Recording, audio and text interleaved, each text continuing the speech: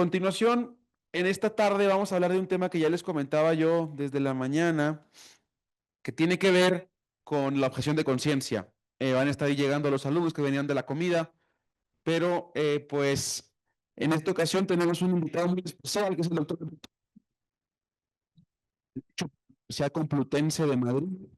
Es maestro en Derecho Constitucional y Ciencia Política por el Centro de Estudios Políticos y Constitucionales del Reino de España y actualmente profesor investigador en la Facultad de Derecho de nuestra Universidad Anáhuac en su Instituto de Investigaciones Jurídicas. Desde que yo lo invité, él aceptó con una gran voluntad y yo, más allá del alcance, el mérito, el logro profesional, lo considero un amigo y una gran persona y hoy me siento muy contento de que nos acompañe. Aquí está la comunidad del doctorado y tenemos pues muchas ganas de escucharla, así que bienvenido, querido doctor Patiño. Bueno, agradezco las amables palabras del maestro José Alberto que me ha hecho favor de invitarme. Agradezco a todos ustedes también. Esta hora es complicada para nosotros. Sé que en algunos países el almuerzo es más temprano y acá ustedes vieron que nosotros no almorzamos, comemos. Y es la hora del sueño también. Y también tenemos aquí semana de exámenes. Entonces, mis alumnos pues me estaban esperando ya en una hora para aplicar uno de los exámenes. Entonces, miren, yo no soy experto en bioderecho, lo reconozco. Yo mi línea de investigación es algo que se llama objeción de conciencia o para ser exactos, yo trabajo la relevancia jurídica del fenómeno religioso, pero me ha interesado mucho por el tema de la objeción de conciencia, o como diría mi maestro Rafael Navarro Valls, las objeciones de conciencia en plural. Entonces creo estamos en un contexto hispanoamericano, espero que no haya aquí alguien de Brasil, si hay alguien aquí de Brasil, pues bueno, no sé, pero que la mayoría somos hispanoamericanos. Entonces, quiero hablar como el antecedente que tenemos ahora de objeción de conciencia de la eutanasia en España. Para después, si me permiten, en otra segunda ronda, hablaré del caso de Ecuador. Bueno, entonces, objeción de conciencia a la eutanasia. ¿Qué fue lo que pasó en España hace 3 años? Trataré de irle dando, entonces aquí le doy con la flechita esta, ¿verdad? Siguiente. Ah, por favor, siguiente, si es tan amable. Siguiente. Entonces, mm, un poco se ha dicho que la conciencia es, no voy a hablar de la conciencia, sino se nos iría un seminario. Nada más. La conciencia dicta lo que debe hacerse o omitirse en el caso concreto. Es así como algo muy, muy elemental. Yo sé que ustedes son expertos si gustan una anterior en este tema, vamos a ver la que sigue. Hay una protección internacional en tratados internacionales o en documentos internacionales protectores de derechos humanos, ya no de la conciencia, sino de la libertad de conciencia. Me voy a referir primero a la Declaración Universal de los Derechos Humanos, esta de 10 de diciembre de 1948, en el artículo 18, que toda persona tiene derecho a esta triada de libertades, como se ha denominado en la doctrina, libertad de pensamiento, de conciencia y de religión. Hasta aquí diríamos, muy bien. Y luego viene también eh, la materialización de esta triada de libertades en el Pacto de Derechos Civiles y Políticos de 1966, donde se repite lo mismo. Toda persona tiene derecho a la libertad de pensamiento, de conciencia y de religión. Alguien me dirá, ¿y qué caso tiene que repitas? Bueno, la declaración, decimos los abogados, no es vinculante para los estados, sirve de inspiración a los estados, eso es muy romántico, para que en su legislación plasmen o se orienten, pero el Pacto Internacional de San José de Costa Rica, ese sí es vinculante, ese sí vincula a los estados que lo han firmado o que lo han suscrito, que lo han ratificado, y de acuerdo al procedimiento constitucional de cada uno de ellos. Y luego tenemos otro más en el ámbito regional, ahora sí, iberoamericano, que sería el artículo 12 de la Convención Americana sobre Derechos Humanos, o también conocido como Pacto de San José de Costa Rica. Más o menos dice en el artículo 12.1, toda persona tiene derecho a la libertad de conciencia y de religión. Nosotros en México tenemos un artículo constitucional, que es el artículo 24 constitucional, que casi dice lo mismo, dice, nada más le cambiaron, toda persona tiene derecho a la libertad de convicciones éticas, de conciencia y de religión. Hasta ahí me quedaría con la legislación mexicana. Es decir, hay una protección entonces internacional y local. Si me voy a cada una de las constituciones que más o menos conozco, Chile, Argentina, Perú, Colombia, Uruguay, Paraguay, yo les apuesto que vamos a encontrar un artículo que proteja la libertad de conciencia. Sobre todo Colombia también tiene un artículo que incluso habla de que la objeción de conciencia está protegida como un derecho fundamental, y Ecuador también protege como derecho fundamental la objeción de conciencia. O sea, van más allá. Si gusta, cambiamos a la siguiente. Entonces, ¿qué es la objeción de conciencia? Bueno, digamos que la objeción de conciencia, yo les dije de la libertad de conciencia, va a materializar, va a concretar la libertad de conciencia. ¿Y cómo es eso? A ver, bueno, cuando hay una negativa de un individuo que por razones de esa libertad de conciencia o esa conciencia eh, no puede sujetarse a una conducta que es jurídicamente exigible, ya provenga esa obligación de una norma, de un contrato o de una resolución judicial también, de un mandato de autoridad, podríamos decir, ¿no? Ahí está, esa negativa. Yo les digo a mis alumnos a someterse a los dictados, a la orden, al mandato de una ley, por considerarla contraria a sus convicciones más íntimas, pueden ser morales, religiosas o no. Eh, por eso están en la conciencia, porque en la conciencia es donde se dan esas convicciones más íntimas, que tienen un origen ético, moral, religioso. Entonces, la objeción de conciencia es uno de los fenómenos más llamativos que conoce el derecho contemporáneo. También entendida como conflicto entre conciencia y ley, porque hay un choque, hay una pugna. Lo que la ley me mandata y la ley, si alguien aquí es abogado no me dejará mentir, la ley es de observancia general, obligatoria, abstracta, impersonal. No me quiero meter el tema ahora a la desobediencia de la ley. La objeción de conciencia es una especie de desobediencia de la ley, sí, de una persona que se niega por motivos de, ya lo he dicho, de conciencia a acatar los dictados de esa ley. Si hay un conflicto entre conciencia y ley. Oye, pero la ley es obligatoria. Sí, pero hay algo dentro de mí, en lo más profundo de mi ser, mi conciencia, que son mis convicciones, que me impiden acatar el mandato de la ley. Aquí tenemos alumnos de la comunidad judía. Hace poco fue el Yom Kippur y anteriormente había sido el Rosh Hashanah. A los alumnos judíos practicantes, observantes, pues se les exime de venir esos días a clase. ¿Por qué? Porque pues, su conciencia, sus convicciones más íntimas, que esas festividades judías pues son de las más importantes, sino es que las más importantes del calendario judío. Hay otras festividades no tan importantes que ahí ya no se les puede exhibir, pero esas dos son importantes. Yo les pongo a mis alumnos ese ejemplo. Entonces, este tema de conflicto entre conciencia y ley no es tan nuevo, no es un problema nuevo. Es tan antiguo como el hombre. Y ahí está la tragedia de Antígona, de Sófocles. Este conflicto entre conciencia y ley entre Antígona y el tirano Creonte, ¿no? Creonte dice, prohíbo sepultar a tu hermano Antígona porque fue un traidor. Entonces, que fuera de las murallas de la polis, se lo coman las aves carroñeras o las hienas, no sé qué había en ese momento ahí en la tragedia de Sófocles, y Antígona dice, no, yo le voy a dar sepultura porque mi conciencia, bueno, dice, las leyes divinas van más allá de tus dictados, Creonte, y esto me va a acarrear la muerte, pero yo tengo que seguir los dictados de mi conciencia. Y luego también el tema de Tomás Moro, por ejemplo, que a todos lo conocemos también. ¿Sí?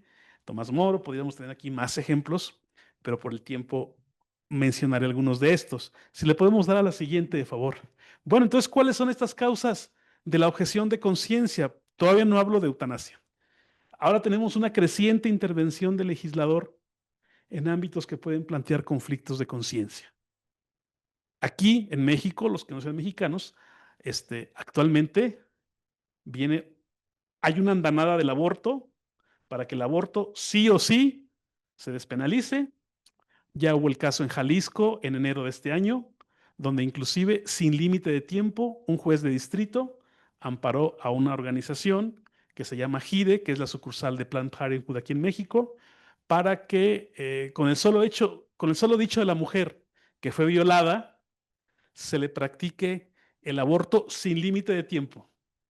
Esto es, llega una mujer arguyendo que fue violada, pues ¿Qué creen? Que fui violada, ya estoy en el 9º mes. No me acordaba, pues me acordé y vengo a plantear, pues ¿sabe qué? Dijo el juez de distrito al hospital, usted tiene que practicar el aborto porque fue producto de una violación y aquí ni siquiera hay intervención del fiscal o del Ministerio Público. Aquí se le practica el aborto sin límite. Hasta este extremo estamos llegando. Todavía no está en toda la legislación, pero ya hubo un caso en el estado de Jalisco. Luego dice, bueno, la seriedad también de las convicciones de los objetores de conciencia, obviamente también ante esta intervención, a este intervencionismo del legislador en ámbitos que dañan o que penetran o que invaden las convicciones más íntimas de la persona, pues surgen los objetores de conciencia que no son infractores de una norma estatal, sino son ciudadanos comprometidos precisamente con su conciencia. No podemos desechar la conciencia de las personas, por más ahora que ustedes son expertos en transhumanismo, a lo mejor habrá alguna vez que haya robots que ya no tengan esta conciencia y puedan practicar los abortos o puedan hacer cosas que no puedan invocar objeción de conciencia. Y también tenemos una creciente pluralidad religiosa e ideológica en las sociedades occidentales. En algunos de esos países hay este grupo de los adventistas del séptimo día que tienen el sábado como día sagrado. No pueden hacer absolutamente nada más que estar en su culto. No pueden tomar clases, no pueden hacer una cosa. También, por ejemplo, aquí en México, la Corte nuestra, hace 7 años, ya concedió un amparo para que a un grupo de médicos adventistas se les exima de hacer de tomar los cursos de especialización médica los sábados. Bueno, actitud del Estado ante la objeción de conciencia. Para el Estado, la objeción de conciencia supone una confrontación de dos realidades, ya lo decía, jurídicas, merecedoras de protección. Por un lado, tenemos la libertad de conciencia, que ya lo dije, que es un derecho fundamental, está en las constituciones. En nuestra Constitución mexicana, yo puse el ejemplo del artículo 24. Y por otro lado, también está en documentos internacionales protectores de derechos humanos. Entonces, derecho fundamental y un derecho contenido en tratados internacionales. Y nos han vendido, es una realidad, que los tratados, los derechos humanos contenidos en tratados internacionales, pues también forman parte de nuestra Constitución. Entonces dice, no es que la libertad de conciencia sea un mero interés privado, porque aquí hay una trampa que ponen los que no les importa la objeción, los que no quieren objeción de conciencia. Dicen tus creencias al ámbito privado, tus creencias a las capillas, a los templos, a las sinagogas, a las mezquitas. No vengas a contaminarnos aquí al espacio público porque eso es un ámbito meramente privado. No, ya les puse yo el ejemplo. ¿Por qué no es porque la libertad de conciencia es un derecho fundamental y un derecho convencional del más alto, así como hay un derecho a la libertad de expresión, otro derecho a la libertad de asociación, de reunión, etcétera, pues está la libertad de conciencia. De una vez se los digo, a veces la libertad de conciencia parece la cenicienta de los derechos humanos o de los derechos fundamentales. Porque nadie, ¿en qué consiste eso? Pues ha de ser cosa a mí me han dicho, es como de párrocos, me han dicho es como de párrocos, de curas, ¿no? No. Bueno, entonces no es un mero interés privado la libertad de conciencia. Cuidado, ahí está, porque por ahí nos llegan cuando queremos defender la objeción de conciencia. Pues sí, ¿verdad? Es que mis creencias o mis convicciones no puedo yo contaminar el espacio público con ellas. No. Es un interés público la libertad. Entonces hay dos intereses públicos que merecen protección.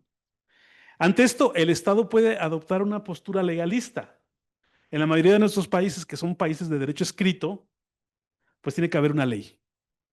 Dicen, es que propiamente no es una objeción de conciencia, porque como que el legislador te da autorización. Bueno, te concedo que objetes en conciencia, bueno, es una postura legalista que en algunos países se ha tomado. Acá nosotros teníamos una famosa cláusula de conciencia para proteger al personal sanitario de, sí, que viera comprometida su libertad de conciencia en algunos, sobre todo objeción de conciencia que protege la sacralidad de la vida, ¿no? El aborto, la eutanasia. Y la Corte nuestra la declaró inválida, eso hace 6 años, y todavía no, el legislador no se ha puesto de acuerdo en cómo va a redactar esa cláusula de conciencia, porque ya tenemos un artículo 24 y porque hemos signado todas las declaraciones de derechos humanos que les mencionaba. La otra el Estado es a través de los jueces adoptar una postura que tiene que ver con la ponderación de intereses. Los jueces tienen que ponderar.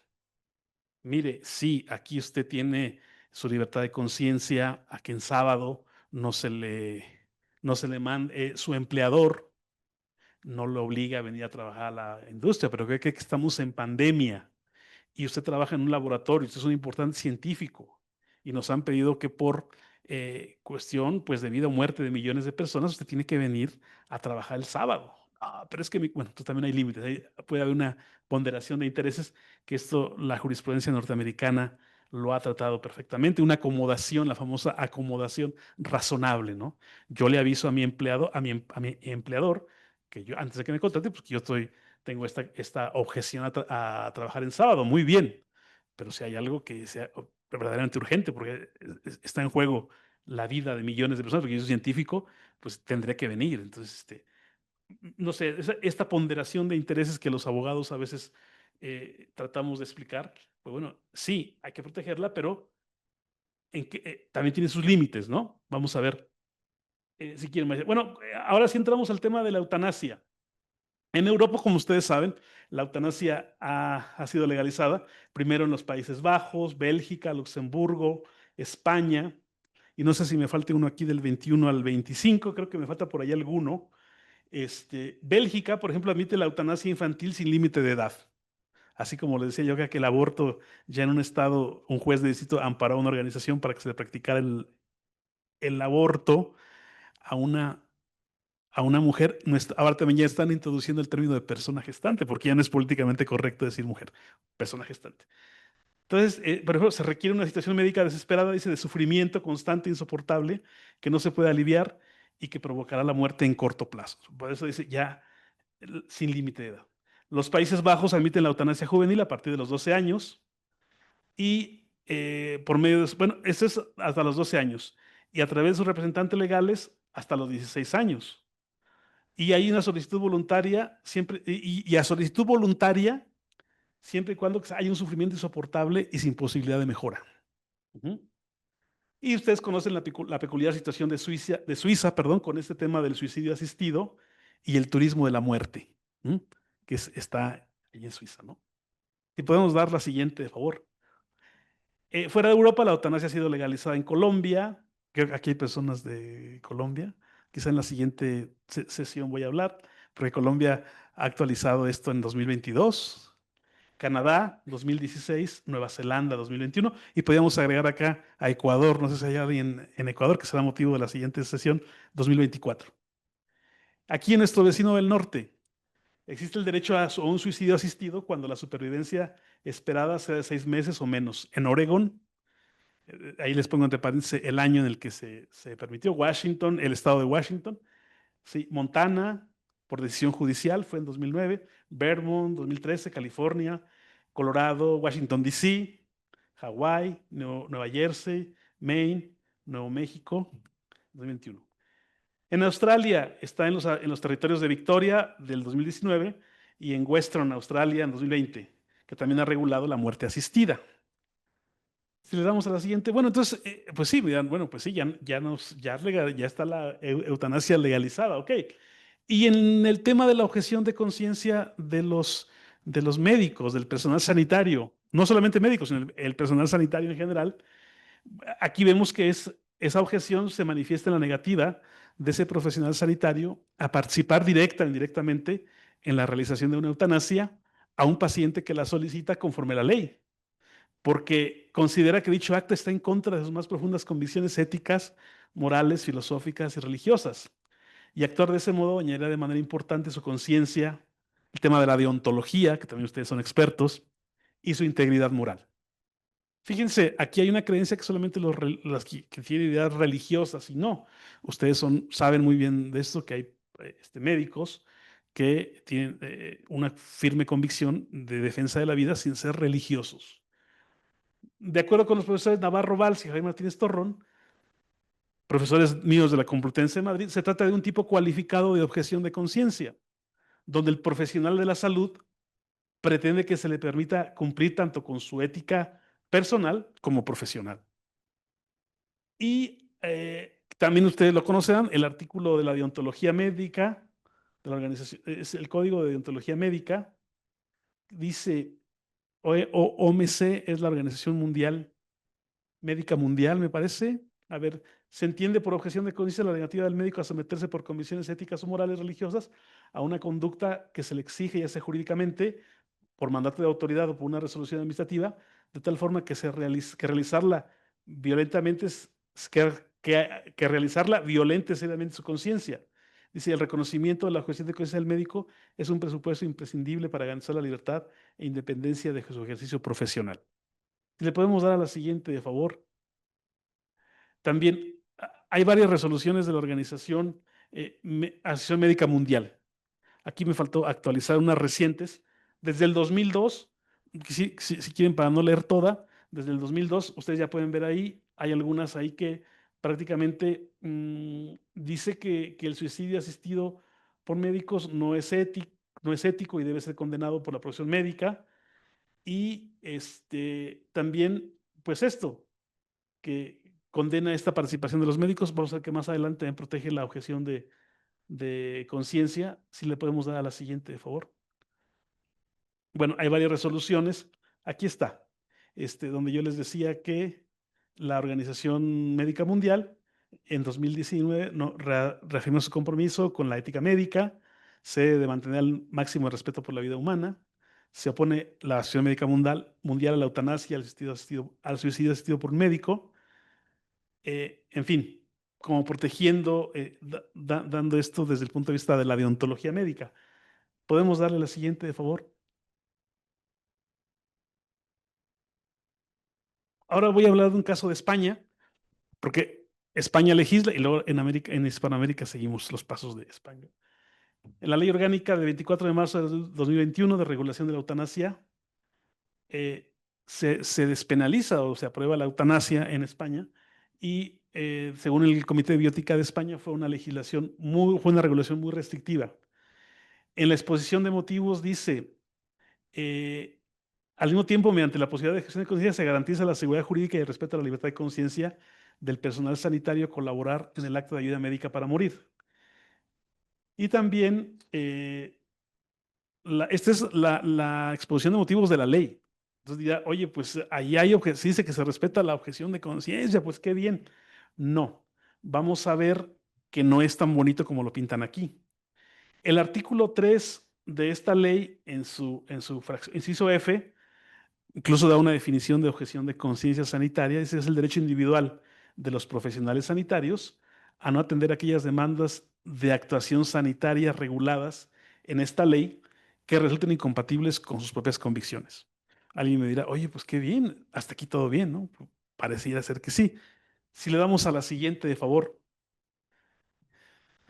Bueno, aquí es donde van a empezar los problemas con la objeción de conciencia. Seguimos.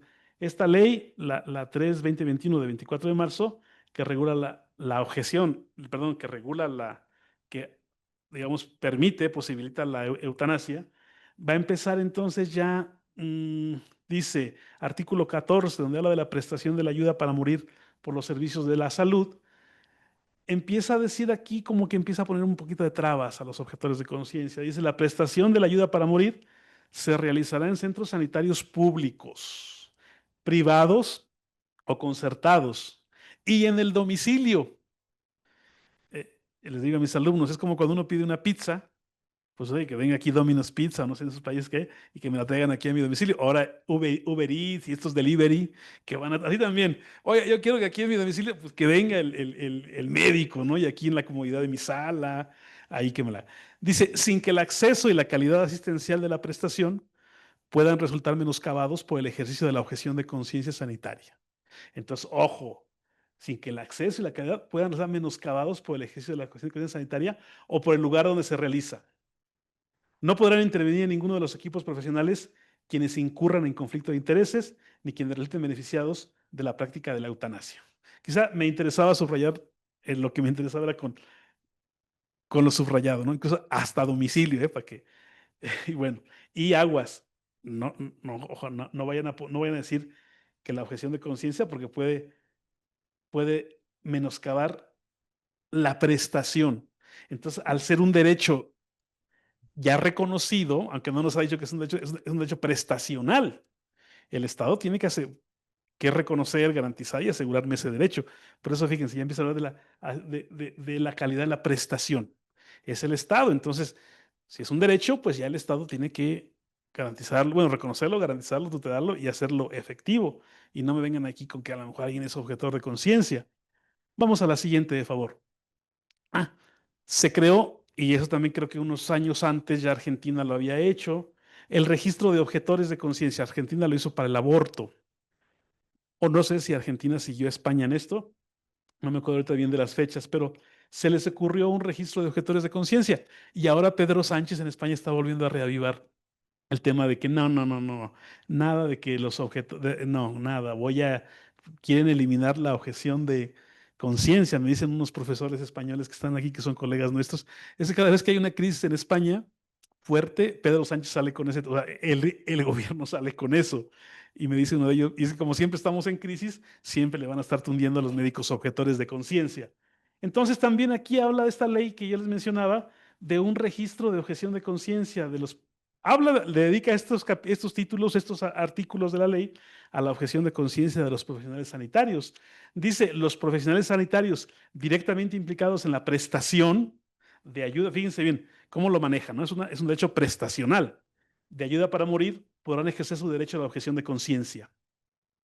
El rechazo o la negativa a realizar la citada prestación por razones de conciencia es una decisión individual del profesional sanitario directamente implicado en su realización, la cual deberá manifestarse anticipadamente y por escrito. Entonces, ya está limitando. Entonces, si tú eres objetor, tienes que manifestarlo anticipadamente y por escrito. No es que llegue la persona quiere que le practiquen o que le lleven a cabo este derecho prestacional y de momento tú digas que no, pues si no nos avisas desde antes, pues ya no puedes ejercerla, ¿no? Entonces como que dice uno, bueno, a ver, pasamos a la siguiente, ¿no? De favor. Aquí dice, aquí está la trampita también. Las administraciones sanitarias, me imagino, bueno, son de las comunidades autónomas. Crear un registro de profesionales sanitarios objetores de conciencia a realizar la ayuda para morir, en el que se inscribirán las declaraciones de objeción de conciencia para la realización de la misma y que tendrá por objeto facilitar la necesaria información a la administración sanitaria para que ésta pueda garantizar una adecuada gestión de la prestación de ayuda para morir. El registro se someterá al principio de estricta confidencialidad y a la normativa de protección de datos de carácter personal. Entonces, cada comunidad Hola, autónoma, gracias. en el ámbito de la autoridad administrativa que tenga que regular esto, tiene que crear este registro de profesionales sanitarios objetores de conciencia. ¿Sí? Ahí deben estar, para que ahí también queden asentadas las declaraciones que decía anteriormente. Yo soy objetor de conciencia y lo manifiesto por escrito. Fíjense, entonces van creando toda esta, obligando a que los objetores de conciencia pues tengan que estar en este registro. Un registro es público, por eso es un registro, se publicitan actos. Nosotros en nuestros países tenemos registro civil, pues ahí están las actas de nacimiento, las actas de defunción, tenemos registro público de la propiedad, o en algunos países de la propiedad y del comercio, también se llama. Yo quiero saber, pues, de quién es la propiedad que está aquí al lado de mío, pues, a lo mejor voy, pido los antecedentes, y no me quisiera meter en temas que son ya muy del derecho civil. Entonces, un registro es público, es para publicitar actos, ahí se van a publicitar los objetores de conciencia. Y dice, no, pero se les va a garantizar aquí una estricta confidencialidad y la protección de sus datos personales. Pasamos a la siguiente, de favor. Este registro ha sido muy criticado, entre otros por la Comisión de Deontología de la Organización Médico Colegial Española. Dice, este registro viola profundamente la intimidad de los médicos, viola su intimidad a no ser expuestos. Desde luego, quizá no tanto la protección de datos, porque la cédula profesional, la cédula médica, pues también es de dominio público. Alguien quiere investigar si yo soy abogado, le pide al registro, aquí tenemos un registro donde están las cédulas profesionales y te los da. Dice, más bien es el uso que se haga de él. porque este registro ha quedado demostrado que va a violentar mucho los derechos laborales y va a precarizar más aún el empleo para utilizar el uso que se haga de este registro para descartar candidatos. Esto es, las promociones, queremos promocionar a alguien, queremos que alguien tenga una mejor plaza, pues vamos a ver, no, mira, pues él es objetor de conciencia. Y acá lo que queremos es quien lleve a cabo este derecho prestacional. Entonces, no, pues es objetor de conciencia.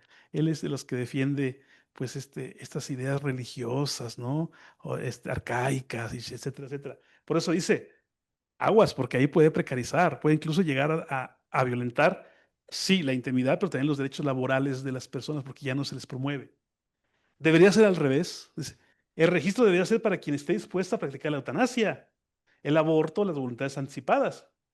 Pues para que la persona que quiera la eutanasia, pues que a ver quién me puede venir aquí en la comodidad de mi domicilio y ya me pongo de acuerdo con él, le llamo, mira, sí me lo puede. Dice, aquí lo que ya decía, se puede usar para discriminar en el sentido de no promocionar, bloquearlo, de ponerle trabas para la promoción o asignación de una nueva plaza. Si le podemos dar a la siguiente, de favor. ¿Qué más? Bueno, entonces, ¿qué podríamos concluir de este primer ejercicio o de esta primera presentación de España, que ha sido muy corto, pero más o menos quería que me diera pauta para después hablar de la despenalización de la eutanasia en Ecuador? Bueno, la eutanasia, incluso con una ley que la ampare, debe ser o debería ser siempre la excepción y no la norma. El médico objetor debe ser siempre visto como un profesional que merece pleno respeto a su deontología. Fíjate, aquí tocó el tema de la deontología médica, pero tenemos su ética para ir más allá, nada más del deber por el deber mismo, sino su compromiso realmente por la ética práctica, por la ética profesional y también por sus convicciones, ¿no? Las convicciones más íntimas de la persona, que pueden ser morales o religiosas. Dice, y no como un caprichoso antisistema alejado de la realidad.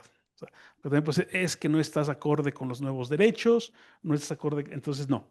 No olvidemos que son los médicos quienes están más cerca del sufrimiento y que muchos de quienes atacan ciegamente a los objetores por insensibles o insolidarios nunca han estado ni estarán sujetando la mano de su paciente mientras muere. Me parece que este es cuando tengo, no sé si hay otra lámina. ¿Sí hay? No, pues muchas gracias, ahí les digo aquí. Por aquí les dejo mi correo. Esa sería como la primera charla, la otra viene más. Porque de España, y creo que no es un mal, es un bien. Porque, bueno, no, a ver, no es que esté bien, pero siempre estamos copiando a España todo lo que hace. Y no sé, luego a veces empieza por Argentina, curiosamente, luego de Argentina se viene o por Colombia, México, los países más grandes en cuanto a población.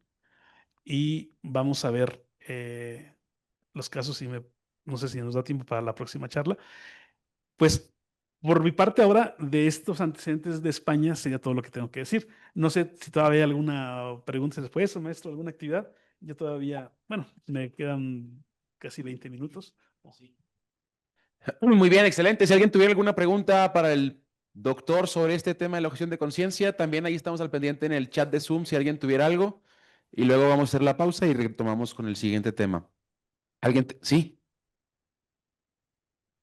Muchas gracias, profesor, por tan esclarecedora presentación. Me llamó mucho la atención y hace mucho sentido ese comentario de que en realidad para la objeción de conciencia, en el caso de las profesiones sanitarias, especialmente la parte médica, como usted bien representó, debería ser al revés, que los no objetores estuvieran en el registro y yo no sé si tendría ¿qué validez puede tener, no sé, bueno, vinculante o normativo o legal, que realmente si uno toma en cuenta en la Asociación Médica Mundial y en otros documentos deontológicos, la expresión mayoritaria es de la objeción de conciencia y de no participar en las prácticas.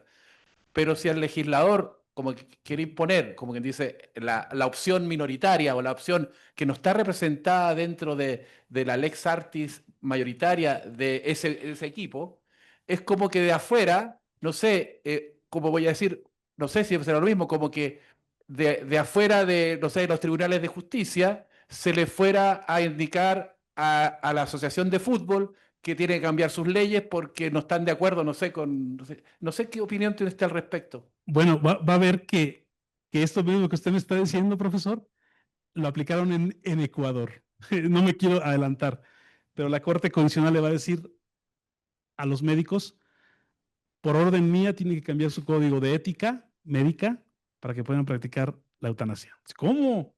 La Corte Constitucional le dice, cuando las leyes que regula, bueno, la ética profesional son hechas por los propios colegas, o sea, pues es un colegio. Sí, a ver, no sé si entiendes, ya ha habido casos donde se mete, incluso la autoridad, en el caso español es por ley, tienen que estar en estos registros que ha causado, no quieren los médicos. Y los médicos en España no tengo ahora el dato, pero ahora mismo están luchando porque Pedro Sánchez dice, no, incluso desconocer la objeción de conciencia, porque pues me incomoda y nada, incluso ya ni siquiera que estén en un registro los objetores.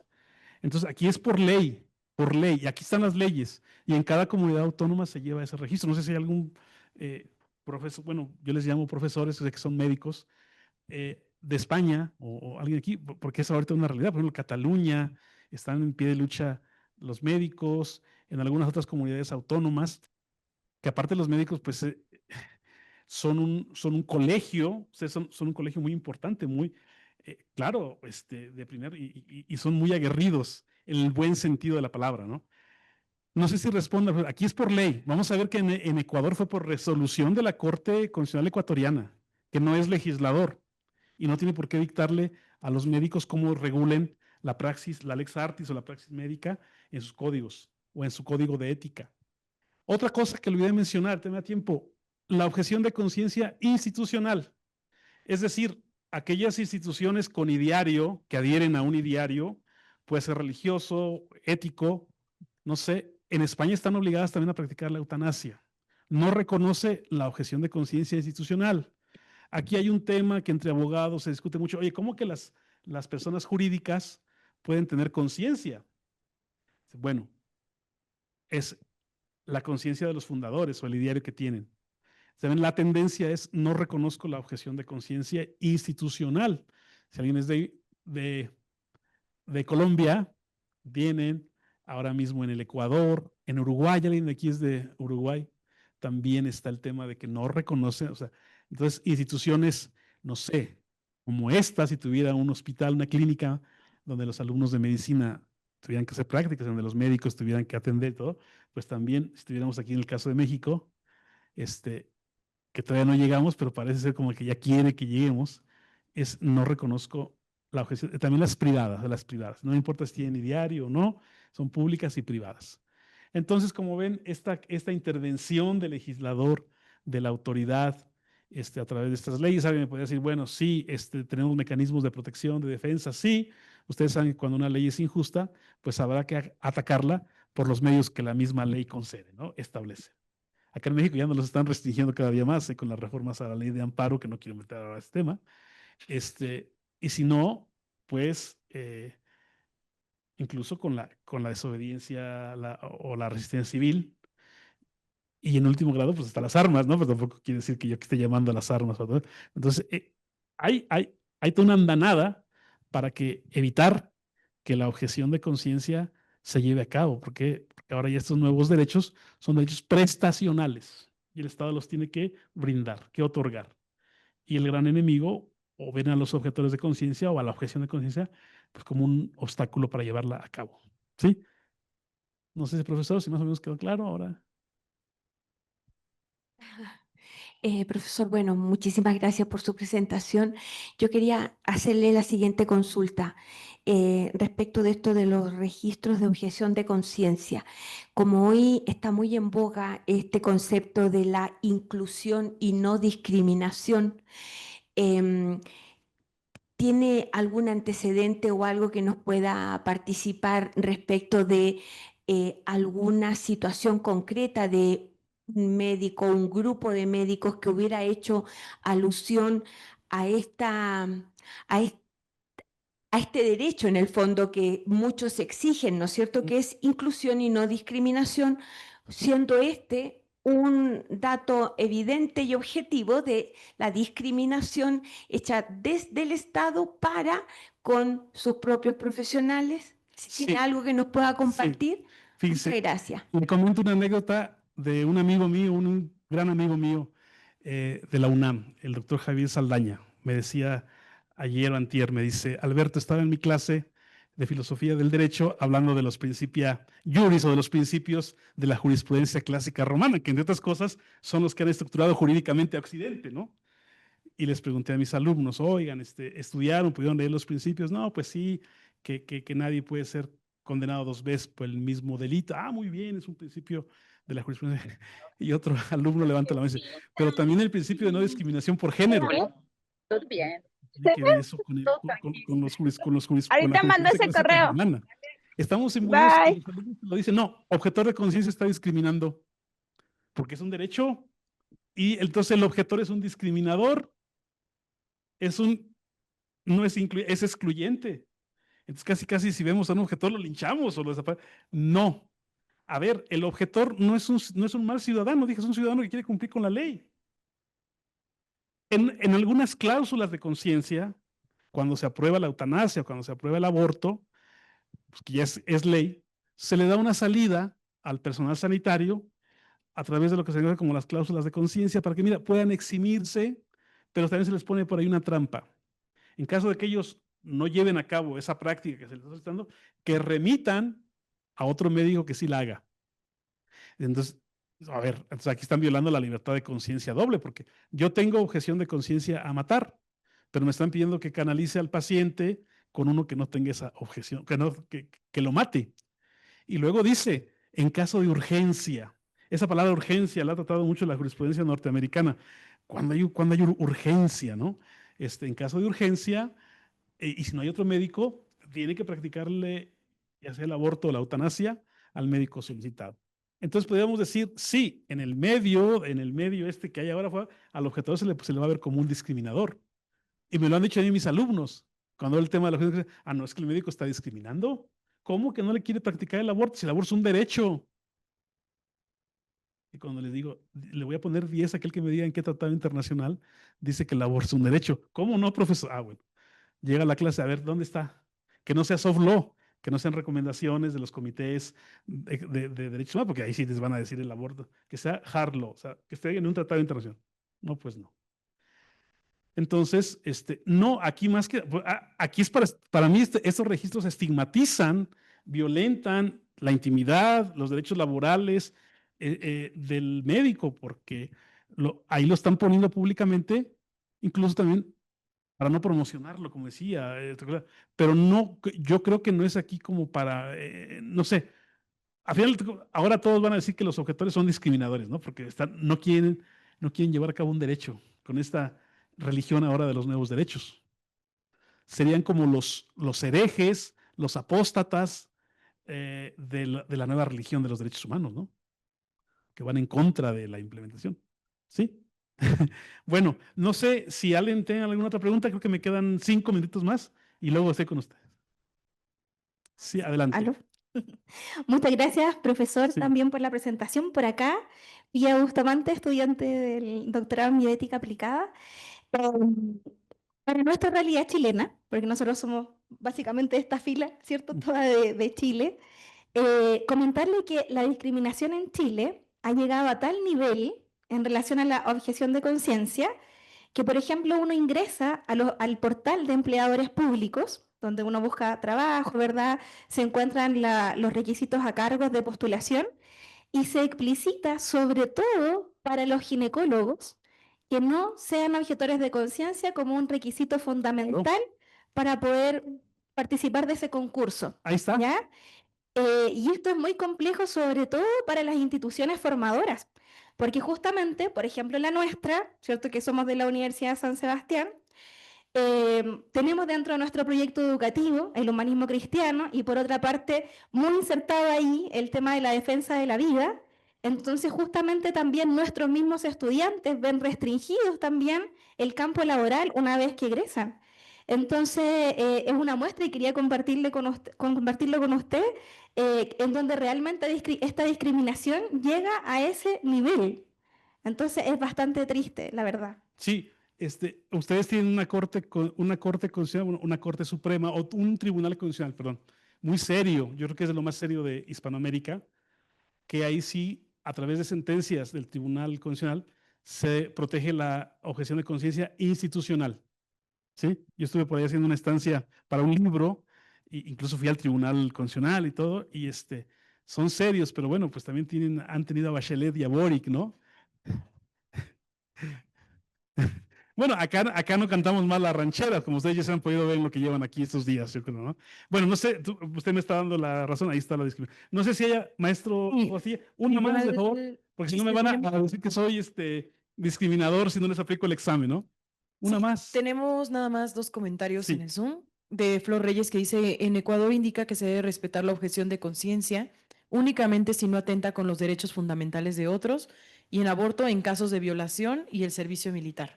Sí. Y el otro comentario es de Marcela Aguilar, que dice, otro de los problemas que se están presentando en el sector salud público es que las nuevas contrataciones de médicos es exclusiva para los no objetores. Ahí está. Esto es una discriminación para los médicos objetores de conciencia. Claro, claro, lo que decíamos de España, que de ahí viene, así como la caja de Pandora, abrieron ahí todo y ahora está viendo acá a nuestros países.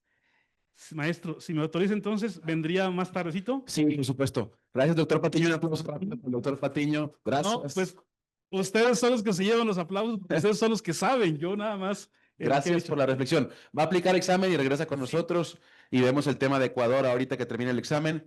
Ahora, hay 3 puntos por ver ahora, que la doctora tiene uno y yo tengo uno más. Había un comentario antes de cerrar la sesión de la mañana en el que Poncho tomó una captura de pantalla que vale la pena leer para que terminemos de esa reflexión. Luego, Amanda está pidiendo un apoyo para un instrumento de investigación.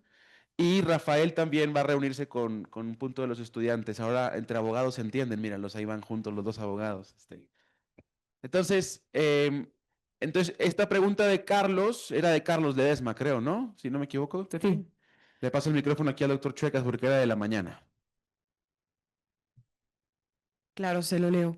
Un comentario con respecto a esa aclaración filosófica de la muerte. La ontología estudia la estructura fundamental del mundo real, es decir, trata de responder a la pregunta ¿qué hay? En el caso de la ontología de la muerte, por definición no tiene mucho sentido porque no es una cosa o una entidad. Esto es, no es algo que existe por sí mismo. La muerte es la cesación de un proceso global, la ausencia de vida. A lo que sumo, sería un objeto de estudio interdisciplinario que describe él o los procesos fisiológico, psicológico, jurídico, etc. No puedo responder.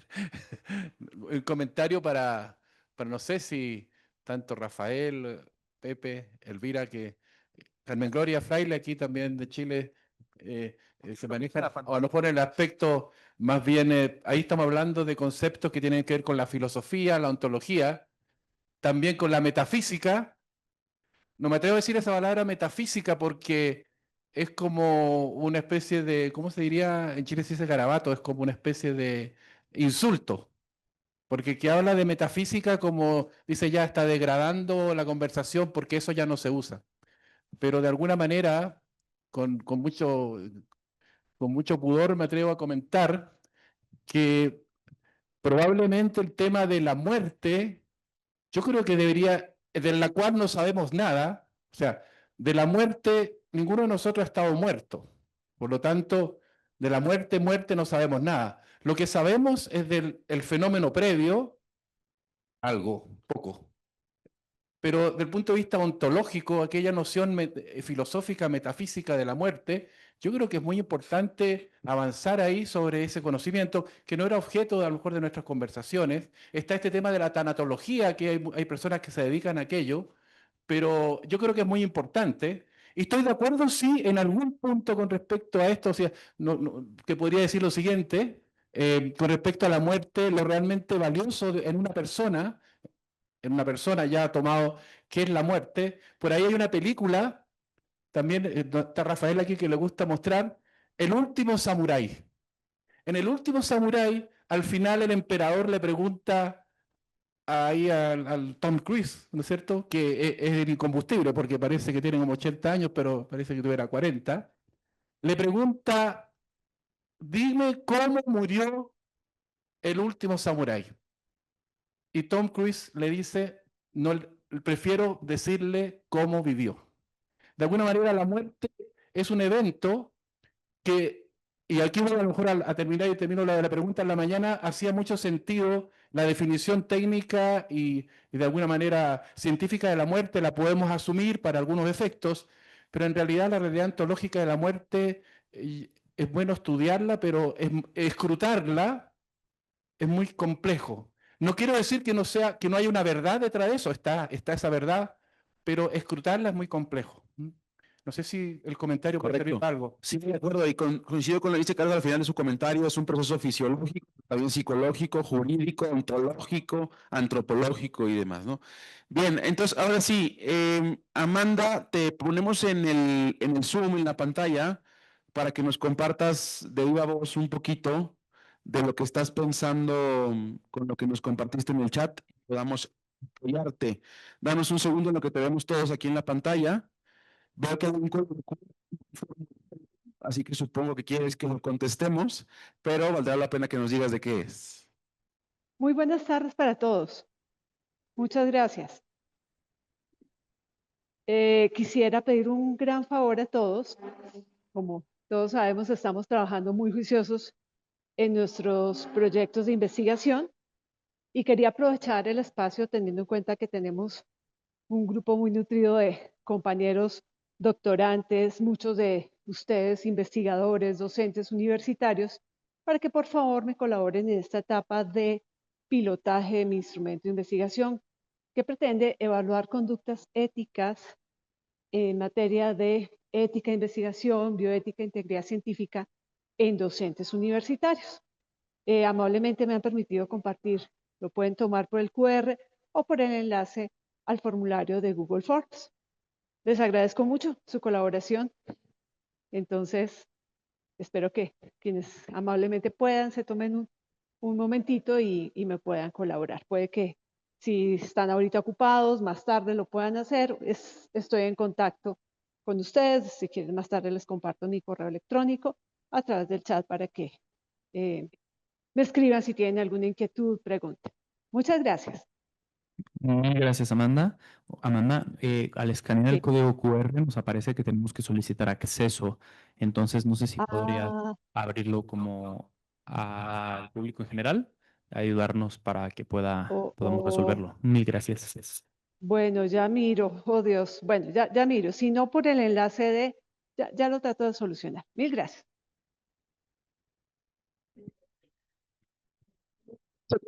Y cerrar este cuarto día de la semana intensiva con este segundo momento con el doctor Patiño. Liliana, Maffer, Germán, retomamos.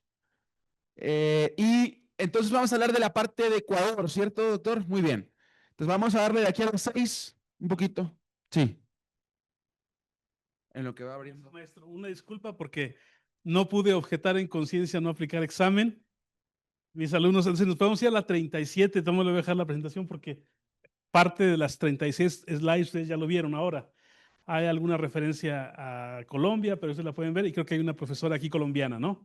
Ya les pueden preguntar allá, a ver, cuéntanos el caso de Colombia. Bueno, miren, en esta hora, recientemente en el 2024, digamos nosotros, que se va a despenalizar la eutanasia en Ecuador. Un poco, no quiero usar términos tan jurídicos, pero a veces el 5 de febrero de 2024, que para nosotros es emblemático porque es la constitución liberal, dicen algunos, masónica de 1917, y también es la fecha de canonización del primer santo mexicano, San Felipe de Jesús. Bueno, Ecuador, 5 de febrero de 2024, su corte constitucional, a través de la sentencia 6723 IN/24, así como dicen los españoles, /24, decimos diagonal, va a despenalizar la eutanasia en el Ecuador tras la demanda de una ciudadana ecuatoriana, Paola Roldán. Esta información viene en un paper que yo tengo que le mandé al maestro José Alberto. Si a ustedes les interesa, hay un paper que me publicaron en España donde analizo esta sentencia. Bueno, si podemos pasar a la siguiente, de favor. Dice, esta sentencia declara, como dice, ¿qué declara? La constitucionalidad de un tipo penal de homicidio para los médicos que hagan dicha práctica bajo condiciones impuestas por la Corte Constitucional. Había un tipo penal que decía los médicos no pueden, aquí lo explico mejor, declaró la Corte ecuatoriana la constitucionalidad condicionada de un artículo específico que es el 144 del Código Penal Orgánico Integral, Código Orgánico Integral Penal. Dice, para que el médico no sea sancionado siempre y cuando el médico que ejecute la conducta tipificada en ese artículo, en el supuesto en el que una persona expresando su consentimiento inequívoco, libre, informado o a través de su representante cuando no pueda expresarlo, solicita acceder a un procedimiento de eutanasia activa y por el padecimiento de sufrimiento intenso proveniente de una lesión necesariamente de carácter corporal, grave, irreversible o una enfermedad que sea grave e incurable. Es decir, autoriza al médico que en esos supuestos pueda practicar esa eutanasia que le llaman aquí activa, ¿no? Podemos pasar a la siguiente, de favor. Aquí están los hechos. Esta era Paola Roldán Espinosa, una señora, ahí está joven, y luego ya está ahí enferma. Ella tenía esclerosis lateral amiotrófica, creo que como ELA. Presentó una demanda de acción pública de inconstitucionalidad junto a una suspensión del artículo 144 de este Código Orgánico Integral Penal del Ecuador. La presenta ante la Corte Constitucional colombiana. Podemos pasar a la siguiente, de favor. Esto lo hace el 8 de agosto del 23. Fundamentos, dice, indicó que la norma impugnada, o sea, ese artículo del Código Penal ecuatoriano, infringe los derechos a la dignidad. Número 1. 2. Al libre desarrollo de la personalidad. Número 3. Al fomento de la autonomía y disminución de la dependencia. 4. A la integridad física y a la prohibición de tratos crueles, inhumanos y degradantes. Y por último, al derecho a morir dignamente. Dignidad y luego concluye con el derecho a morir dignamente. Si podemos pasar a la siguiente. Bueno, entonces, en relación con la muerte digna o a su dignidad, ya ven que este eufemismo de muerte digna pues, es muy socorrido, ¿no? La accionante en relación con muerte digna arguyó que la dignidad aparece 21 ocasiones en la Constitución de la República del Ecuador. Y para respaldar su pretensión expuso los siguientes razonamientos. Dice, la dignidad es transgredida si es que no prevalece el fin de que las personas puedan decidir sobre sus vidas en uso de su autonomía y libertad. Y se imponen fines ajenos que provienen del Estado, la ética, la religión y los valores que una persona no comparte. Ese es uno de esos. Pueden decir breves argumentos para no ponerles toda la sentencia. La siguiente, de favor, en contrariedad. Dice, también se vulnera la dignidad cuando se obliga a las personas a vivir en contra de sus propias preferencias y libertades, a vivir mal y con dolores intensos físicos o emocionales, y en circunstancias que pueden ser humillantes frente a uno mismo u otras personas. ¿Sí? Entonces, fue muy mediático porque el país, que ustedes saben que es de izquierdas, pues le da mucha difusión, ¿no? A estos temas, el derecho a la muerte digna, y ponen a la señora Paola Roldán, pues ahí postrada, y fue muy mediático porque incluso las cámaras de televisión iban y un poco este argumento de apelación a la misericordia, a la piedad, pobrecita, sufre mucho, que lo manejan muy bien porque es la emotividad, las emociones, ¿sí? Adelante, si me puede apoyar con la siguiente. Dice también, la aplicación de ese tipo penal de homicidio simple a quienes asisten a una persona que padece intensos sufrimientos físicos o emocionales por una enfermedad o lesiones graves para que tenga una muerte por piedad, así tal cual sea muerte por piedad, atenta contra la dignidad de las personas enfermas e impide ejercer su derecho a decidir hasta cuándo vivir, castigando a quienes contribuyen desde un conocimiento especializado a cumplir la voluntad del sujeto pasivo y negándoles así la posibilidad de contar con atención médica profesional. O sea, vuelve a repetir esto de que no, bla, bla, bla, la muerte digna, no es digno vivir con estos dolores, como ustedes pueden ver ahí. Adelante. Entonces, por lo que hace a la autonomía de la persona y la disminución de la dependencia, la accionante, o sea, Paola Roldán, fundamenta su pretensión en el artículo 48, número 5 de la Constitución ecuatoriana. ¿Qué dice este artículo 48, número 5 en relación con la dignidad? Lo que ya nos decía una pregunta anterior. El Estado adoptará a favor de la persona con discapacidad medidas que aseguren, bueno, más o menos, el establecimiento de programas especializados para la atención de las personas con discapacidad severa y profunda, con el fin de alcanzar el máximo desarrollo de su personalidad, el fomento de su autonomía y la disminución de la dependencia. Antes que pasar, ¿saben? O sea, todos tenemos idea de qué es libre desarrollo de la personalidad.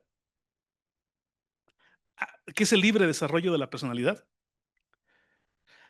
Porque es, a ver, acá en México no existe este derecho en hard law. Se lo inventó la Corte Mexicana para decir, aquí cabe todo. Si tú no afectas a terceros, puedes hacer lo que quieras. Si te gusta, hazlo. Siempre y cuando dicen no afectes a terceros. Yo les pongo a mis alumnos, bueno, el caso del matrimonio entre personas del mismo sexo. Es que están en uso de su libertad, de su libre desarrollo de la personalidad. Yo digo, no afectan a terceros. No, bueno, que dos señores se quieran, ¿qué tiene de malo? Dirían. Yo les digo a mis alumnos, bueno, pero es que aquí enfermedades como el SIDA sí afectan a terceros, afectan a la sociedad. No, pero es que ya estás estigmatizando que les va a dar el SIDA. Bueno, el Estado tiene que, en fin, por ahí va. Es como ahí cabe todo. Si te gusta, hazlo, mientras cuando no afectes a terceros. ¿Te gusta fumar la cannabis o la marihuana, como dicen acá? Hazlo, mira, tú puedes estar fumando. Se ha metido este tema del libre desarrollo de la personalidad para meter los nuevos derechos. Entonces pasamos a la siguiente.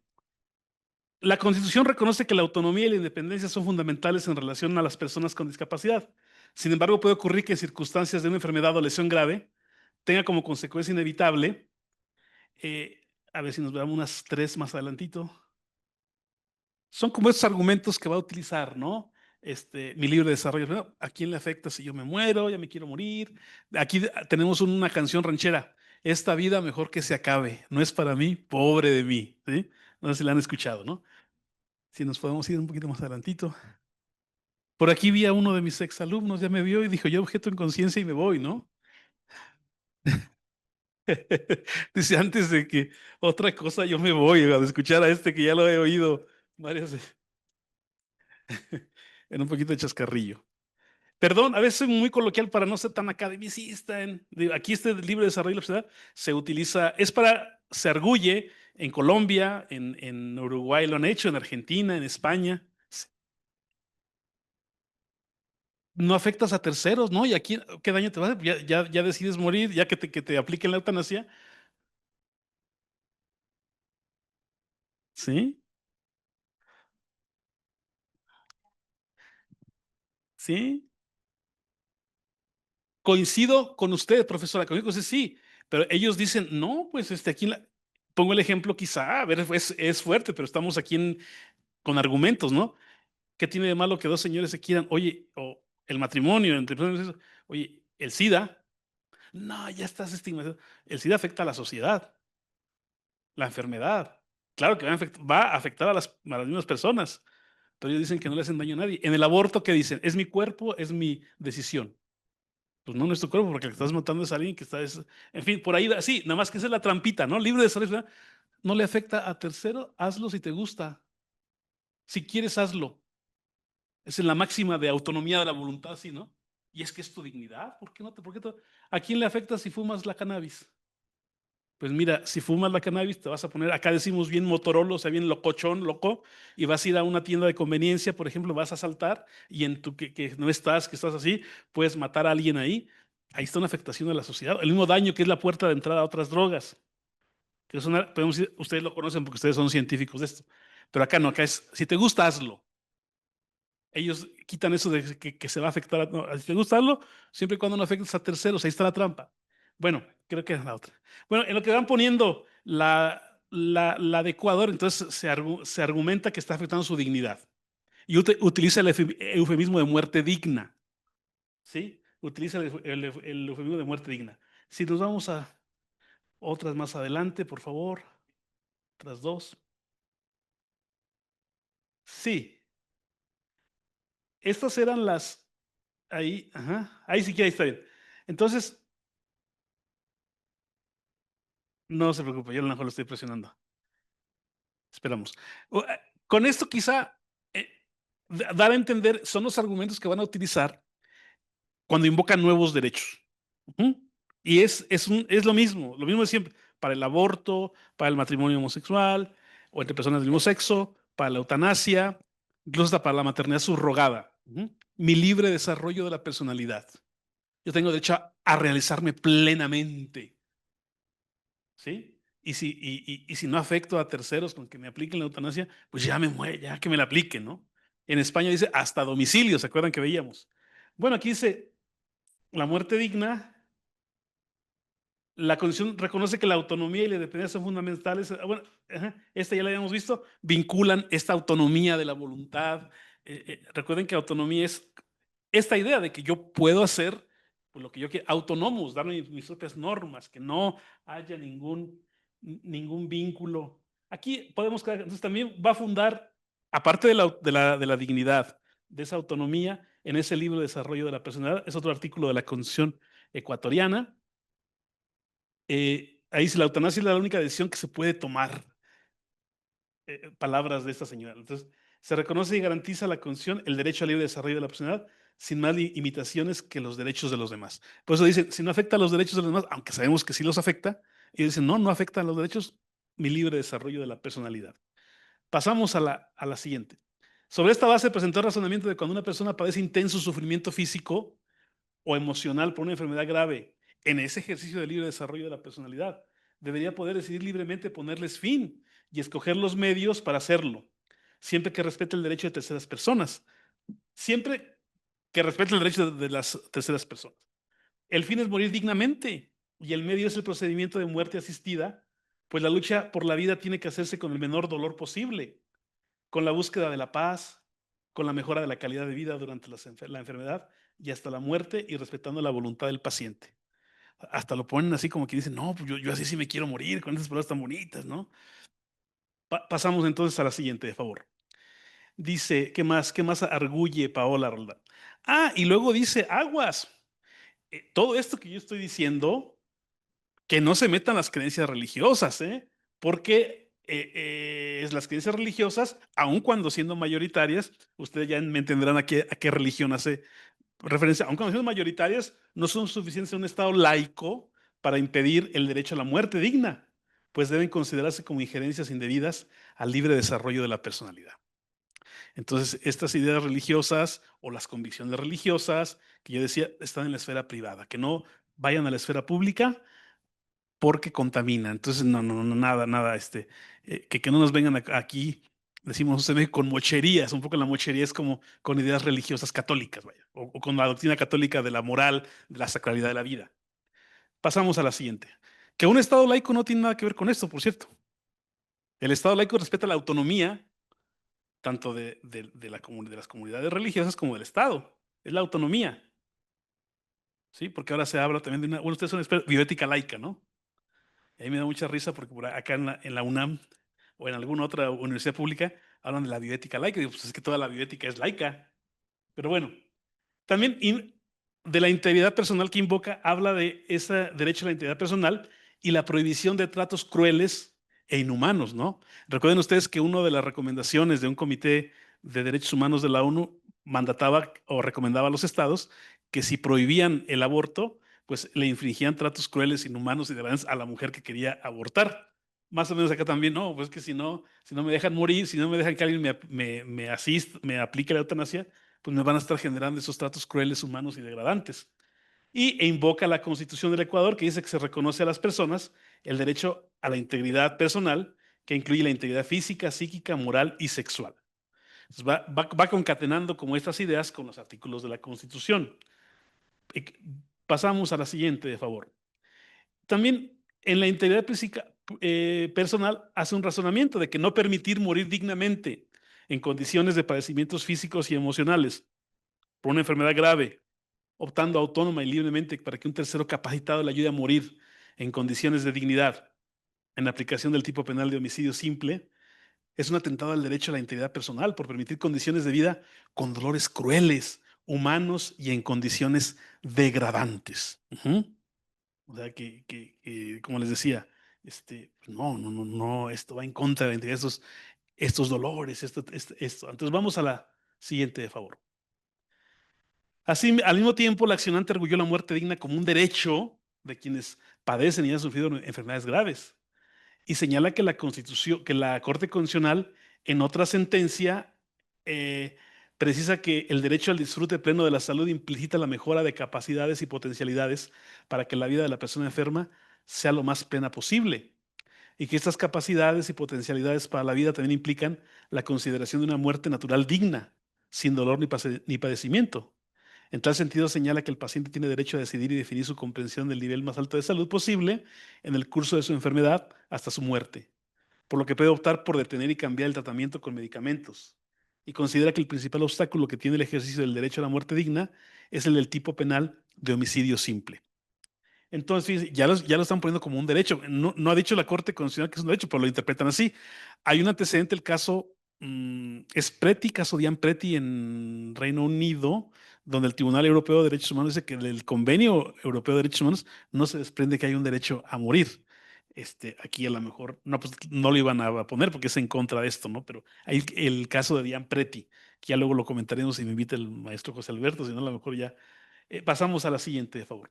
Con base en los argumentos expuestos, la accionante solicitó que se reconozca el derecho a una muerte digna, que se declare la constitucionalidad condicionada del artículo 144 del Código Penal, que les había dicho yo, se disponga que los miembros del personal médico no podrán ser sancionados ni penal, ni civil, ni administrativamente cuando practiquen un procedimiento eutanásico. De igual forma, requiere que esta Corte disponga que el Ministerio de Salud adopte todas las medidas necesarias para cumplir con su voluntad. Pasamos a la siguiente, si gustan, de favor. ¿Cuáles fueron los argumentos de la Corte Constitucional del Ecuador? Fueron los siguientes. La aplicación de la sanción establecida en el artículo 144 del Código Penal es inconstitucional solamente en esos supuestos.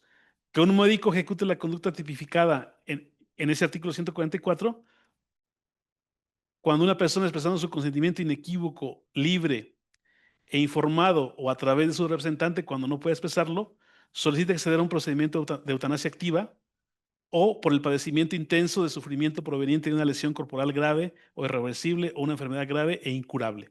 Hasta aquí la Corte dice, no, eso es inconstitucional. Un médico no puede ayudar a morir o asistir a la muerte a otra persona. Pero luego, al final, la Corte se va a decantar por considerar esto que al principio dice que es inconstitucional. No, sí es constitucional. Sí es constitucional cuando una persona solicite y se encuentre en esos supuestos. También luego los razonamientos de las Cortes consideradas a los tribunales constitucionales dejan así, por eso lo puse ahí con rojo. Primero dice como que no, y luego al final dice, no, sí puede ser constitucional, sí es condicional, pero condicionado, Condicionado. Condicionado a que solamente sea en estos casos cuando una persona lo solicita y cuando se actualicen muchas cosas que vamos a ver más adelante. Si me puede dar las siguientes, por favor. Dice, la Corte Constitucional consideró que la sentencia tiene efectos inmediatos, por lo que el médico al ejecutar la conducta tipificada en ese artículo 144 del Código Penal, a petición de quien padece sufrimiento intenso provocado por una lesión corporal grave o irreversible o una enfermedad grave e incurable, aquí en este caso no es inconstitucional. Si se respetan los supuestos siguientes, en todo caso, estos supuestos, en todo caso, corresponde al legislador generar un marco regulatorio y estricto que regle el supuesto abordado, debiendo considerar por lo menos el legislador ya en la regulación que haga lo siguiente: el consentimiento libre, inequívoco e informado, en el caso de las personas que no pueden expresar su voluntad para el procedimiento eutanásico. Aquí el legislador deberá arreglar la forma en la que se deberá dar el consentimiento por parte de su representante legal con las salvaguardas necesarias para el paciente. O sea, aquí la Corte ya le dice al legislador, aguas, tienes que hacer esta legislación, tienes que regular la eutanasia. Luego, el procedimiento para la determinación del sujeto calificado médico que podrá realizar este tipo de intervención. El procedimiento técnico médico para verificar que se cumplan los requisitos abordados en la sentencia. Es decir, que el paciente padezca de verdad un sufrimiento intenso provocado exclusivamente por una lesión de carácter corporal, que sea grave e irreversible, o por una enfermedad que necesariamente deberá ser grave e incurable. Hasta aquí no sé si me doy a entender o voy muy rápido, ¿sí? Eso son como ya lo que la Corte dice. Adelante, eso es para que el legislador lo tenga en cuenta, La Corte Constitucional incluyó la objeción de conciencia, pero solamente del médico que va a participar, a ver, maestro, ¿es correcto? Acto o procedimiento eutanásico, ¿no? Procedimiento eutanásico, solo el médico, el personal sanitario, enfermeras, camilleros, anestesiólogos, la secretaria, la persona que va a recibir al candidato, al que quiera hacer la eutanasia, solamente el médico. De esta manera, dice, el respeto y salvaguarda la objeción de conciencia del sujeto cualificado, el médico, porque el artículo 68, número 12 de la Constitución ecuatoriana reconoce el derecho a la objeción de conciencia. Yo les decía hace rato que en la Constitución ecuatoriana se reconoce el derecho a la objeción de conciencia como un derecho fundamental constitucional. Dice, con fundamento en lo anterior, nadie puede ser objeto de medidas restrictivas que puedan menoscabar la libertad de conservar o de cambiar la religión o las creencias. Cita el artículo 12 de la Convención Americana sobre Derechos Humanos y acto seguido instruye al legislador para tener presente el derecho que tienen los médicos como objetores de conciencia al atender un requerimiento para realizar la eutanasia activa si contradijere sus creencias, religión y pensamientos. A ver si como que se borró ahí, a ver, entonces de sí, ¿cómo no? Se reconoce pero solamente del médico que va a llevar a cabo la práctica de la eutanasia. Y ahí como que se borró, no sé, ahora están viendo aquí. Entonces, fíjense bien, no reconoce a las enfermeras. Ustedes aquí serán los expertos, ¿quién más participa? Los, no sé, camilleros, anestesiólogos, todos los que puedan participar, tanto directa como indirectamente. Bueno, directamente el médico, ¿no? Pero indirectamente, no sé si están aquí el personal de enfermería, ¿quién más? Eso no, ¿no? Son trabajadores sociales, etcétera, etcétera, etcétera. Entonces, hasta aquí, digamos, hoy qué benévola la Corte ecuatoriana, mira, sí reconoce al médico la objeción de conciencia.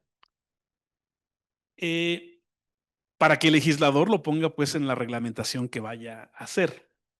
Parece que vamos a ver si se puede corregir. Sí, tantito, ¿eh?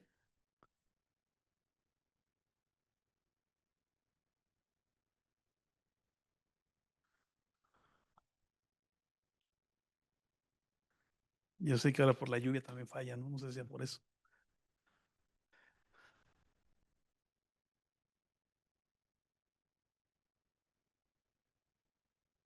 Bueno, y desde luego, a ver, no está en la presentación, pero parece que hay personas del Ecuador, pues ya desde que se estaba discutiendo esto en la Corte Constitucional ecuatoriana, los colegios médicos, pues se manifestaron, o sea, ¿cómo?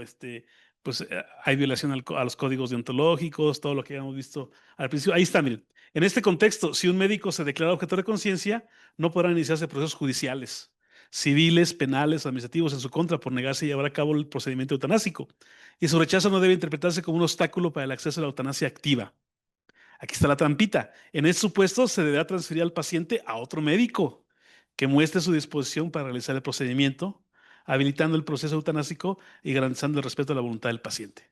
O sea, yo objeto en conciencia porque para mí la vida es sagrada y me opongo a matar a alguien, pero me están obligando a remitirlo a otro que sí mate. Entonces, ¿cuál es esa trampa siempre va a estar, como ya le decía en la anterior presentación? Adelante, vamos a ver qué más dice.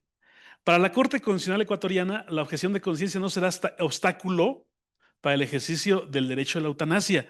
O sea, fíjense bien, mezcla, o sea, ya lo está dando cuenta como es un derecho, y es un derecho prestacional. Desde este punto, el médico objetor estará obligado a transferir al paciente solicitante de la eutanasia con otro médico no objetor. Obviamente la trampa que tenemos en estas cláusulas de conciencia de varios países. He estudiado más o menos, todas van haciendo lo mismo, ¿eh? Desde España, pues todas, o sea, ya es un derecho prestacional, mira, pues hacemos esto, pero la trampa va a ser, pues que tiene que remitir con otro, ¿no? Adelante, de favor. Se debe también agregar otro dato preocupante por la violación evidente a la libertad de conciencia. Esta sentencia que estamos comentando de Ecuador no reconoce la objeción de conciencia institucional, la de que salvaguarda a las instituciones con ideario. Que hablamos hace rato que también ya viene de España. Es crucial señalar que el derecho referido, debido a su naturaleza, se origina en las convicciones más íntimas de cada individuo, el derecho a la objeción de conciencia. En ese sentido, no es factible que la objeción de conciencia provenga declaradamente o de hecho de una persona jurídica, pues no es de índole institucional. Cuando decimos personas jurídicas, nos referimos a instituciones con un ideario, ¿no? Puede ser religioso o humanista, ¿no? puede ser religioso o humanista, o ético, que no necesariamente tiene que ser religioso, pero en su mayoría son instituciones religiosas. Entonces aquí no la reconoce. También las instituciones privadas con idearios tendrá que aplicar la eutanasia, ¿sí? Pasamos a la siguiente, de favor. Hubo una jueza magistrada que emitió un voto, ellos le llaman voto salvado en la Corte Constitucional del Ecuador, que era la magistrada, ya no es Carmen Corral, en relación con la objeción de conciencia institucional. Me parece rescatable decirlo, porque ¿cuál es el sentir de este voto salvado? Dice, no existió consenso entre los 9 jueces integrantes de la Corte Constitucional en relación con el trato dispensado a la objeción de conciencia. Por esta razón, una de estas jueces, Carmen Corral Ponce, presentó un voto salvado discrepante de los siete magistrados. Me parece que el otro es el presidente de la Corte, que avalaron la despenalización de la eutanasia en el Ecuador. En este argumento favorable a la objeción de conciencia institucional, dijo esto la juez Carmen Corral. Si podemos cambiar a la siguiente, de favor. Ahí está la juez Carmen Corral. Dice, si bien la sentencia reconoce que este derecho a la objeción de conciencia protege a aquellas personas que por razones de conciencia no desean participar de forma directa o indirecta en el procedimiento eutanásico, no obstante, de forma arbitraria y claramente inconstitucional, dice ella, señala que este derecho no asiste a personas jurídicas. Se trata de una regresión arbitraria que viola directamente la norma constitucional que impide que, entre comillas, se disminuya, menoscabe o anule injustificadamente el ejercicio de los derechos. Y cita ahí el artículo 18 de la Constitución ecuatoriana. ¿Sí? Si le podemos dar a la siguiente, de favor. Luego dice, ignorar esta realidad podría conllevar a una persecución estatal de dichas instituciones. Además, se viola su derecho a autodeterminarse y a no ser impuestas forzosamente a un sistema de valores, pues las instituciones podrán verse entre la espada y la pared. Dice aquí, o traicionar su identidad organizacional o renunciar a seguir prestando servicios a fin de ser fieles a sus ideales. Si una institución se decanta por la segunda opción, es la sociedad entera la que habrá perdido valor y se vería privada del acceso a servicios orientados a maximizar sus derechos. Por ahí no se ve muy bien la lámina que está ahí, la imagen de la juez, pero dice, los casos que han sido más duros son los más polémicos, el aborto, la eutanasia, la niña trans. Hice mi voto salvado sobre el aborto como lágrimas en los ojos, con lágrimas en los ojos. Que también hice un voto sobre el aborto allá. Entonces, pues sí, fue un voto salvado discrepante, por lo menos testimonial, con argumentos en favor de la objeción de conciencia institucional, pero pues la mayoría se impuso.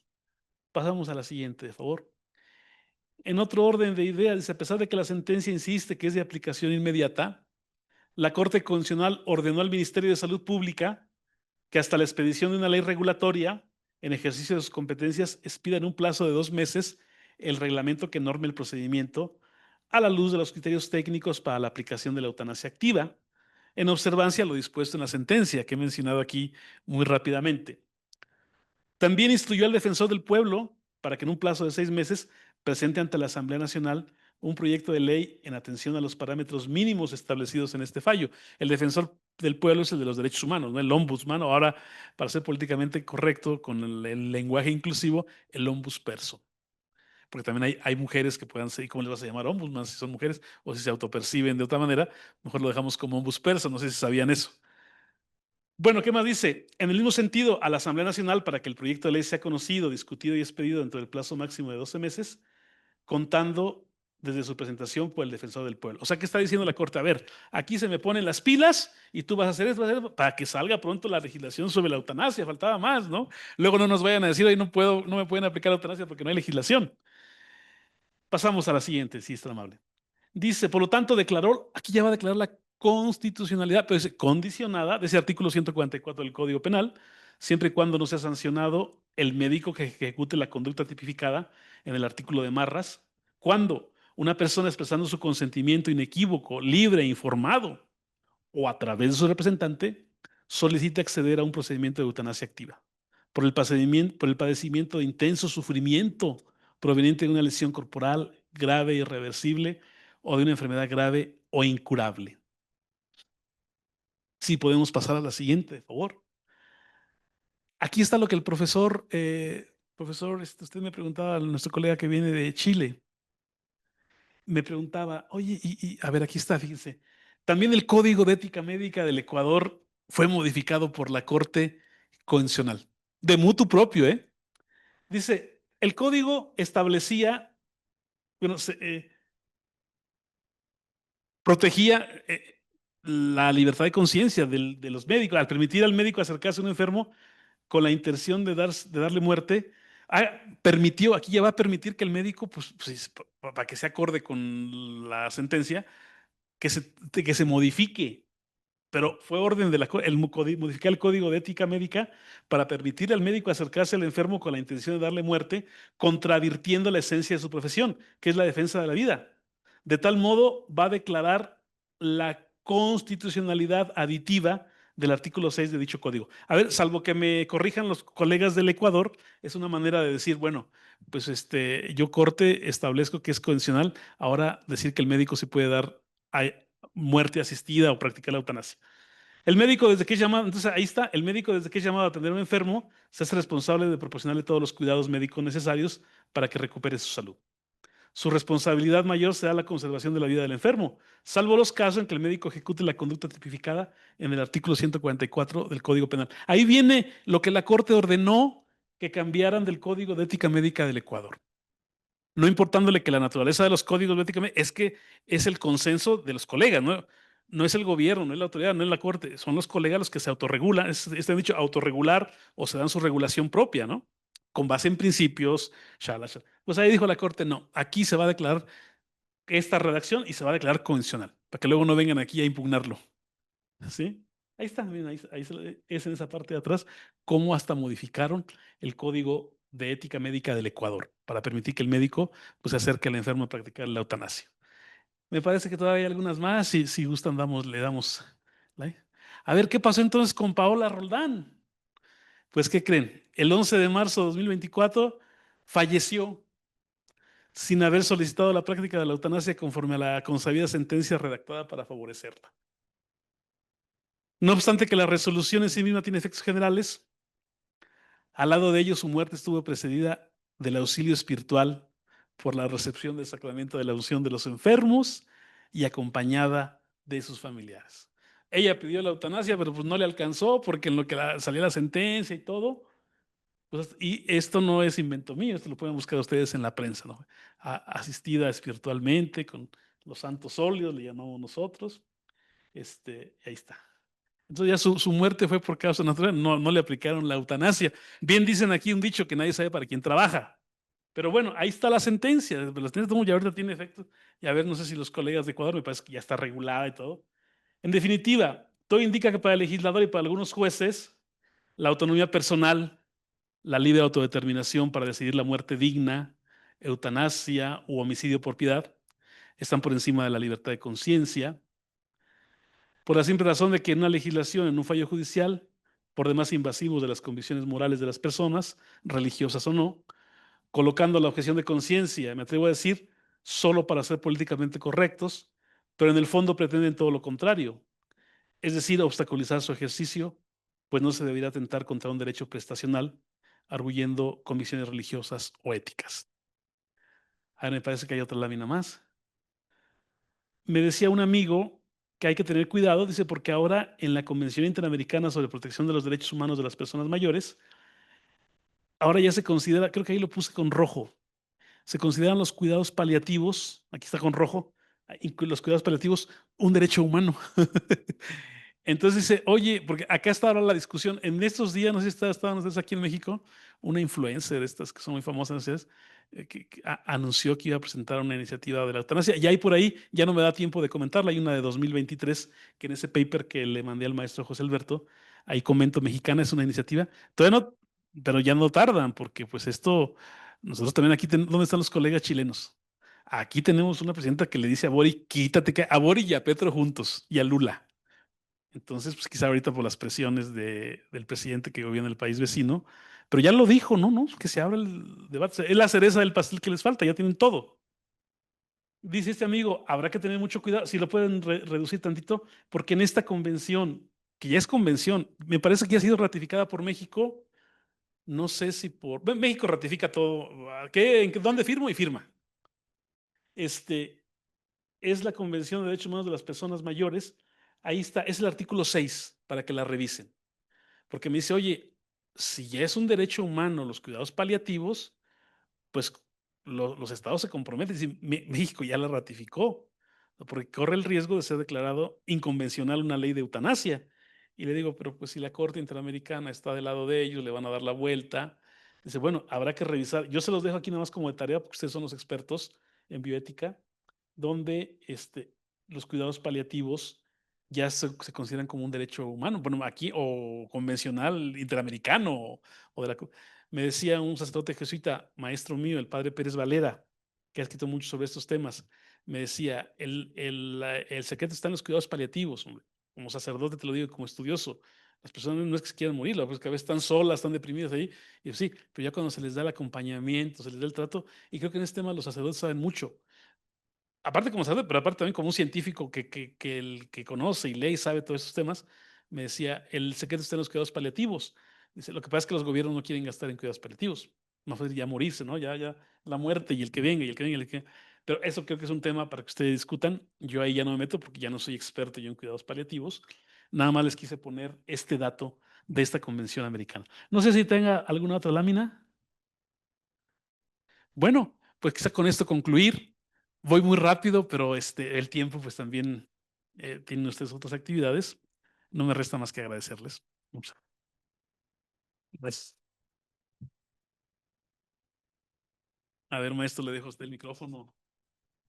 Bueno, tenemos ahí varios comentarios de los amigos ecuatorianos en el chat de Zoom que voy a compartir.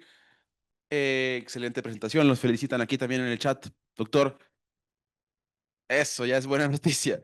Dice, se debe saber que en el caso de Ecuador se pronunció la Corte Constitucional porque la Asamblea Nacional no lo quiso hacer. Y lo más increíble es que pese a haber pasado 10 años de gobierno izquierdista, actualmente vamos en 8 años de gobierno de derecha y han aprobado 2 puntos. El aborto en caso de violación en 2021, la educación en ideología de género en 2021 y la eutanasia en el 2024, todo vía Corte Institucional, ¿no? Corte Constitucional. Y luego la objeción de conciencia consta en la Constitución de la República, en el artículo 66, literal 11, pero la realidad en salud es que nadie la pide y que puede ser objeto de despidos a quien se anime a pedir la objeción de conciencia, ¿no? Sí, correcto, correcto.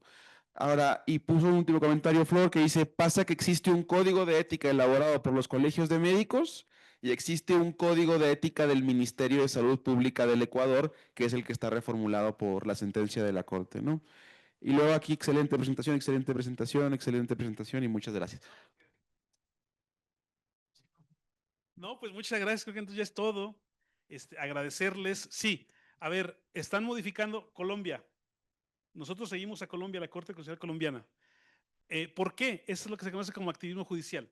Lo que no pueden lograr 500, aquí tenemos 500 legisladores federales que hacen las leyes federales, aquí lo pudieron hacer 11 ministros de la Corte. Progres, ultra progres. Entonces me imagino que en los otros países pasa lo mismo. ¿Por qué? Porque todavía la gente a sus representantes les exige, oye, pues ¿cómo está eligiendo? Entonces dicen, no, pues para reelegirme para el próximo no me meto en camisa de 11 varas, teniendo en cuenta que la mayoría de la población también puede ser falaz, pero la mayoría de la gente comparte ciertos principios de defensa de la vida provenientes del catolicismo, la moral, la religión. Entonces, lo que no puede lograr un parlamento, lo hacen un grupito pequeño de jueces, es lo que se conoce como el activismo judicial. Los colegas de Colombia me sabrán decir casos que han pasado, aquí en México también. Creo que Chile en menor medida, Chile no tiene un tribunal constitucional muy, al menos hace 6 años era muy fuerte, de ahí viene el magistrado Bio Grossi, que era un ministro brillante, magistrado de la Corte Interamericana, que falleció hace un par de años, unos 3 años. Y acá tenemos también un activismo judicial, y esta nueva corte pues va a ser más activista judicial, porque ya es descaradamente progre. La otra era como velada, y esta que tenemos acá ya es descaradamente, abiertamente, salvo a lo mejor por ahí alguna ministra, pero va a tener mucha presión porque es una corte a modo de acá. si antes había una más o menos, pero bueno, tampoco ya no quiero decir cosas que luego políticamente yo vaya, ya no estoy ventilando. Es todo, maestro, no sé. Perfecto, pues muchas gracias. ¿Hay algo más, doctor? ¿Estás bien? Perfecto. Yo me quedé aquí con 3 ideas para lo que pasa en México. El solo médico, que dejan de lado las enfermeras y todo.